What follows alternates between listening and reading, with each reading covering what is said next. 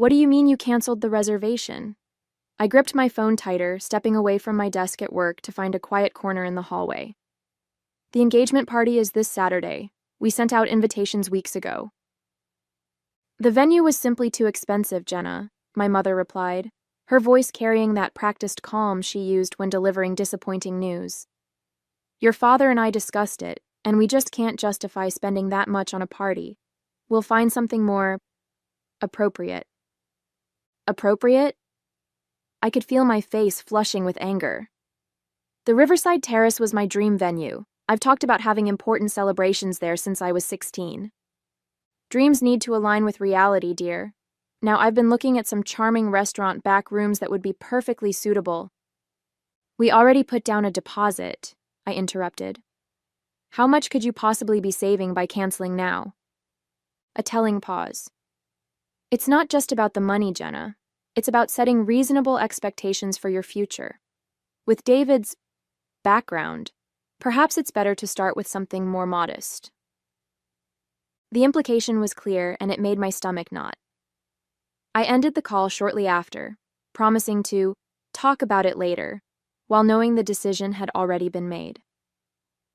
My name is Jenna Whitfield, 29 years old, and despite growing up with wealthy parents in Cincinnati's exclusive Amberley Village neighborhood, I've spent my adult life proving I could make it on my own. I built a successful career in architectural design without my father's connections. I bought my own condo without touching my trust fund. And I fell in love with David Chen, a brilliant software developer who grew up with nothing but made something extraordinary of himself, even if my parents couldn't see beyond his modest clothes and unassuming demeanor. All I wanted was one day, one perfect celebration, where my worlds could come together, where David and I could announce our engagement surrounded by the people we loved, in a place that felt special. Now my parents had taken even that away, with barely a week's notice. As I walked back to my desk, my phone buzzed with a text from my sister Vanessa. Mom just told me about Riverside. So sorry, but silver lining. She's upgrading my birthday venue to make up for the family embarrassment. Isn't that great? I stared at the message, reading it 3 times before the meaning sank in. They hadn't canceled because of the cost. They'd canceled because they were embarrassed. Of David. Of our engagement. Of me. And somehow, that wasn't even the worst part. My sister's birthday was the weekend after our canceled engagement party. Growing up in the Whitfield family meant understanding that appearances mattered above all else. My father built Cincinnati's largest commercial real estate firm through connections forged on golf courses and at charity galas.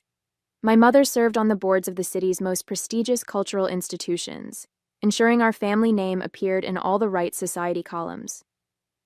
Vanessa thrived in this environment. 2 years younger than me, she embraced the family legacy, dating only men from appropriate backgrounds and pursuing a law degree not out of passion, but because it was expected. She became the daughter my parents had always wanted, polished, predictable, and perfectly aligned with their values. I took a different path.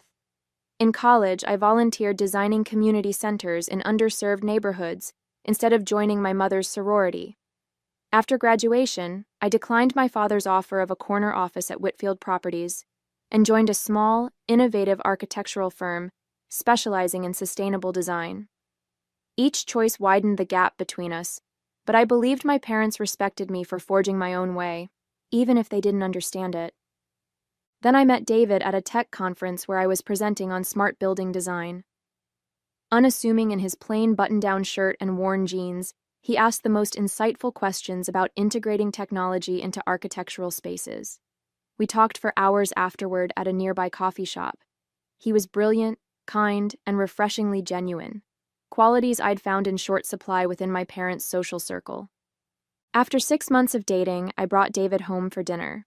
The evening was tense, with my parents asking pointed questions about his education, a state school on scholarship, and his family, middle class, his father a high school teacher, his mother a nurse. My father barely concealed his disapproval when David mentioned he still drove his college car, a 15-year-old Honda that ran perfectly well. Well, at least he's resourceful, my mother had whispered to me later that night, as if frugality were an exotic trait she was trying to be open-minded about. I'd chosen to believe they just needed time to see the man I saw, to appreciate his brilliant mind and generous heart, rather than fixating on his bank account or pedigree. When David proposed 6 months later with a simple but meaningful ring he'd designed himself, my parents offered lukewarm congratulations and immediately suggested a long engagement. "Just to be sure," my father had said, "marriage is a lifetime commitment. You want to know someone completely before taking that step." What he really meant was, he hoped I'd come to my senses and find someone more suitable. In retrospect, I should have seen the warning signs. The engagement party they'd reluctantly agreed to host was never meant to actually happen. The final confirmation came 3 days after the cancellation, when I stopped by my parents' house unannounced. I'd been avoiding their calls, needing time to process my anger before confronting them. As I pulled into the curved driveway, I noticed extra cars parked outside: my aunt's Mercedes, my father's business partner's Range Rover, and my sister's BMW. I found them in the sunroom, gathered around catering samples and floral arrangements. My mother was gesturing animatedly to what appeared to be a table layout. "The riverside terrace has such lovely natural light," she was saying, "and with the head table positioned here, overlooking the river—" "What is this?" My voice cut through the cheerful chatter. 5 heads turned toward me in surprise. My mother recovered first. "Jenna, we didn't know you were coming by. We're just finalizing some details for Vanessa's birthday celebration." "At the riverside terrace." It wasn't a question. An uncomfortable silence fell. My aunt suddenly became very interested in her phone. My father's business partner murmured something about a call he needed to make and slipped out. Vanessa at least had the decency to look embarrassed. "I told Mom it was too soon after your situation, but she insisted the venue was perfect and already available." "Available because you canceled my reservation," I said, my voice eerily calm, despite the storm raging inside me. My father stood straightening his golf shirt. "Jenna, let's discuss this privately." "Why? Everyone here already knows what happened. You canceled my engagement party, claiming it was too expensive, and then booked the exact same venue for Vanessa's birthday. I'd love to hear the explanation." "It's not that simple, dear," my mother began, her society smile firmly in place. "With the guest list we've cultivated for Vanessa's event, the riverside makes perfect sense. The connections your father can foster there." "And my guests weren't important enough? My celebration wasn't worth it?" "That's not what your mother is saying," my father interjected. "Look, Jenna, we've been patient with this phase of yours, the job at that small firm, the modest apartment, and now David." "David?" My voice hardened. "What does my fiancé have to do with this?" My parents exchanged a look I'd seen too many times before, the one that preceded some difficult truth they felt obligated to share for my own good. "He's just not suitable," my mother finally said. "Not for someone with your background. He's nice enough, but he has no ambition, no family connections, nothing to offer." "Except love, respect, and support," I countered. "Things that actually matter." My father sighed heavily. "Your fiancé isn't good enough for this family, Jenna. And deep down you know it. We're simply trying to save you from making a mistake you'll regret." The words landed like physical blows. I'd suspected their disapproval, but hearing it stated so bluntly shocked me to my core. In that moment, surrounded by party preparations meant for my sister but not for me, I finally saw my parents clearly. Their conditional love, their shallow values, their absolute certainty that they knew best. I walked out without another word, my mind reeling. They had judged and dismissed the man I loved without ever truly knowing him. And for the first time, I wondered if they knew me either. That evening, I sat in my condo with David, tears streaming down my face as I recounted what had happened. He listened quietly, his expression more sad than angry. When I finished, he took my hands in his. "I'm sorry they hurt you," he said softly. "But I'm not surprised by how they feel about me." I thought they'd at least try to get to know you, I said, wiping my eyes. I thought family mattered more than money. David gave me a sad smile. Some people can only see value in things they already understand. Your parents measure worth in a specific way, and I don't fit their metrics. His calm acceptance only made me more determined. Let's host our own engagement party, I suggested suddenly. Something simple but meaningful. We don't need the Riverside Terrace. We don't need their approval. David hesitated. Are you sure? This is your family, Jenna. I don't want to be the reason you cut ties with them. You're not the reason, I assured him. Their behavior is. Please, let's do this our way. Over the next 2 days, I channeled my hurt into action. I found a charming rooftop venue at a local brewery, reached out to friends, and designed digital invitations. It was coming together beautifully, a celebration that reflected who we really were, not who my parents thought we should be. Then came Friday morning, and a call from Vanessa. Mom's invited the Hendersons to my party, she said without preamble. The Hendersons? As in Jonathan Henderson's family? My stomach sank. Jonathan was Vanessa's ex-boyfriend, the son of a prominent banking family whom my parents had adored. They'd been devastated when Vanessa broke up with him last year to date Brad, a pharmaceutical sales rep they considered beneath her. Now the invitation made perfect sense. They were trying to orchestrate a reunion.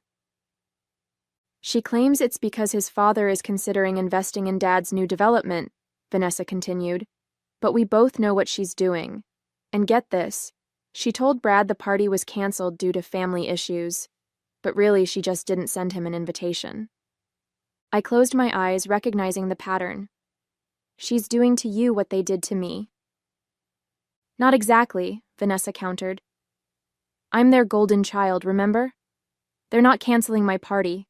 They're just trying to control who I celebrate it with. But Jenna, I'm really sorry about what they said to you. About David. It was cruel and unfair. It was the closest Vanessa had ever come to openly criticizing our parents. For a moment, I thought I'd found an ally. Why don't you and David join us at your own engagement party? Bring Brad, too, and we'll have our celebration right under their noses, I suggested, warming to the idea of this small rebellion. The line went quiet. I can't do that, she finally said. Dad's announcing my promotion to junior partner at the firm during the party. I've worked 3 years for this, Jenna. I can't jeopardize it, even for you. The familiar disappointment settled in my chest. So you'll let them manipulate your life as long as there's something in it for you? What about Brad? I'll make it up to him. Look, not all of us can afford to burn bridges with the family, Jenna. Some of us have practical considerations. After we hung up, I sat at my desk, staring at the half-finished invitations on my computer screen. Even my small act of independence felt hollow now. I could host my own party, but the people who should care most, my family, would still be across town, celebrating without me, continuing as if my feelings and choices didn't matter. David found me like that an hour later, my engagement ring glinting in the light as I twisted it around my finger, wondering if I was fighting a battle I couldn't win. Saturday morning, the day of what should have been our engagement party, I woke to find David already dressed and sipping coffee on our small balcony. I was thinking, he said when I joined him, maybe we should go to Vanessa's party. I nearly choked on my first sip of coffee. What? Why would we subject ourselves to that? Because running away and hosting our own party feels like admitting they've won, he said thoughtfully. But showing up, being ourselves, not letting them dictate our actions, that's standing our ground. They'll be horrible to you, I warned. They'll make snide comments and treat you like you're invisible. David shrugged. They already think I'm not good enough. What's the worst that could happen? By the time we arrived at the Riverside Terrace that evening, I'd worked myself into such a state of anxiety that my hands were shaking. The venue was stunning. Floor-to-ceiling windows overlooking the Ohio River, crystal chandeliers casting a warm glow over elegant table settings, Flower arrangements that probably cost more than my monthly rent. My mother spotted us first, her practiced smile faltering for just a moment before she composed herself and glided over. Jenna, what a surprise, and David. She lowered her voice. Darling, this is a private family event. We didn't send you an invitation. I know, I said, matching her quiet tone but injecting steel into my voice. You made it very clear where I stand. But Vanessa's still my sister, and I'm here to support her. My mother's smile tightened. Of course. How mature of you.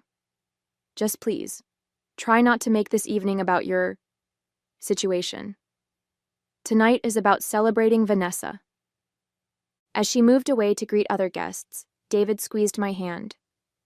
You okay? I will be, I promised, though my confidence was wavering. The evening progressed painfully. My father barely acknowledged us, focusing instead on the Henderson family, particularly Jonathan, whom he'd seated next to Vanessa despite her obvious discomfort. David was excluded from conversations, served last at dinner, and repeatedly mistaken for waitstaff by my parents' friends. The final blow came during my father's toast. Standing at the head table, champagne flute raised, he beamed at Vanessa. We're celebrating not just a birthday tonight, but a remarkable young woman who exemplifies the Whitfield values, he announced. Vanessa has shown dedication to family tradition, professional excellence, and making the right connections for a successful future. His gaze drifted meaningfully from Vanessa to Jonathan Henderson before continuing. In fact, I'm proud to announce that Vanessa is being promoted to junior partner at Whitfield Properties, where she will help lead our exciting new venture with Henderson Financial Group. Applause erupted while I sat frozen in shock. This wasn't just a birthday party, or even just a professional announcement. It was an orchestrated business merger between families, one that would bind Vanessa to Jonathan through their parents' companies, making any possibility of her choosing her own path increasingly difficult. And suddenly, with crystal clarity, I understood what was happening. This wasn't about David not being good enough. It was about control, about maintaining the Whitfield dynasty on their terms. As realization dawned, I felt David tense beside me. Following his gaze, I saw my father deep in conversation with a man I didn't recognize. The stranger kept glancing in our direction, his expression shifting from disbelief to something like awe. David, I whispered. Who is that man? Robert Maxwell, he replied tightly, CEO of Pinnacle Tech. Before I could ask why the CEO of one of the country's largest technology companies would be interested in us, David was already standing. We need to leave. Now. As we slipped out, I caught one last glimpse of Robert Maxwell pulling my father aside, gesturing in our direction with unmistakable urgency. Something had just changed, though I didn't yet understand what. Are you going to tell me what that was about? I asked as we drove home, the tension in David's jaw visible in the glow of the dashboard lights. He sighed, shoulders relaxing slightly. Remember that project I've been working on for the past 3 years? The one I couldn't talk much about? The algorithm for predictive analysis in healthcare? The one that's coming along whenever I ask about it? I'd always respected his privacy around his work, assuming it was typical startup confidentiality. David glanced at me, a rueful smile playing at his lips. It's done, Jenna. The development, the testing, everything. I've been in acquisition talks for the past month. I blinked, processing this news. That's amazing. But what does that have to do with what happened tonight? Robert Maxwell's company is buying my software. The deal closes Monday morning. The implications started to sink in. Is it a big deal? David's laugh held no humor. Pinnacle Tech doesn't make small acquisitions. Before I could press further, my phone exploded with notifications. 3 missed calls from my father, 2 from my mother, and a text from Vanessa. What the hell did your fiancé do? Dad and Maxwell are losing their minds. I showed David the text. Care to fill me in on the rest? When we reached home, David pulled out his laptop and showed me the press release scheduled for Monday morning. My eyes widened as I read, Pinnacle Tech acquires BioPredict for $175 million. $175 million? I gasped, looking up from the screen. David, this is life-changing, he acknowledged. That's why I've been so distracted lately. The negotiations, the legal reviews, the planning. He took my hands. I wanted to tell you, but the confidentiality agreements were ironclad until the deal closed. My mind raced, connecting the dots. So Robert Maxwell recognized you tonight? That's why he was talking to my father? Apparently. David ran a hand through his hair. I guess he thought your father already knew who I was. Just then my phone rang again. My father. I hesitated, then answered on speaker. Jenna, he began, his voice unusually deferential. Is David with you? I'd very much like to speak with him about a potential opportunity. It's nearly midnight, Dad, I replied, my voice cool. What opportunity could possibly be so urgent? A pause. Robert Maxwell mentioned that David's company has developed some extraordinary healthcare technology. Whitfield Properties is expanding into the medical office sector, and we'd be very interested in discussing potential collaborations. The audacity was breathtaking.